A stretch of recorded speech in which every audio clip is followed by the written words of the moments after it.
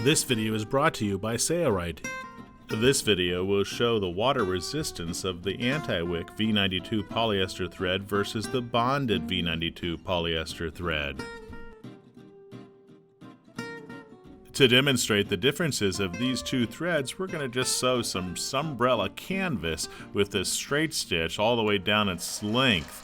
This is just one layer of a Sunbrella marine grade canvas, and we're starting with the bonded V92 polyester thread. Now here we're sewing on another piece of Sunbrella canvas with the Antiwick V92 polyester thread. We'll now take that single layer of Sunbrella with a single stitch line down the middle, and we'll secure it to the top of a bowl and create a cup which will capture some water. That should be deep enough to capture a little bit of water to do this test. Now let's do the same thing to the Sunbrella single layer with a single stitch line, and this is the Antiwick thread. The Antiwick thread has a wax coating which helps to plug the stitch holes to help waterproof seams in canvas and vinyl. As you know, anytime you do stitching, the needle creates a hole, and that hole can eventually cause water to wick through.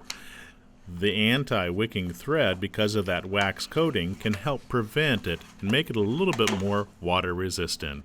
Now our two bowls are set up, ready for water testing. Now we'll just place a little bit of water on top of the fabric. We've placed these two bowls outside and filled the top with some water. This is 656. They both seem to be holding water fairly well.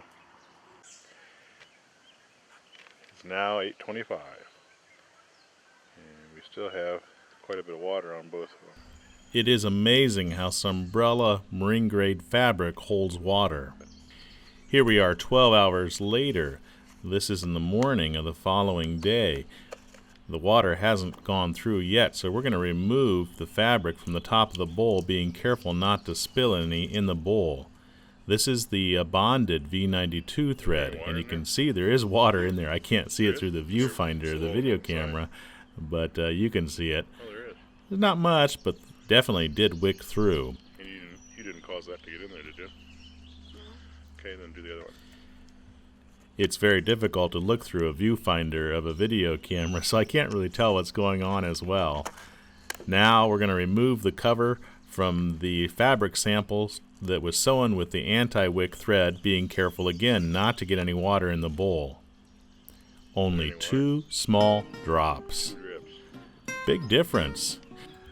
I should point out that sewing through an actual seam with 2 or more layers of material would even be more watertight, especially if you use double-sided tape.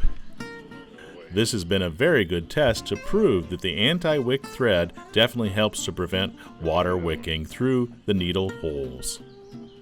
It's your loyal patronage to Sailrite that makes these free videos available. Thanks for your support.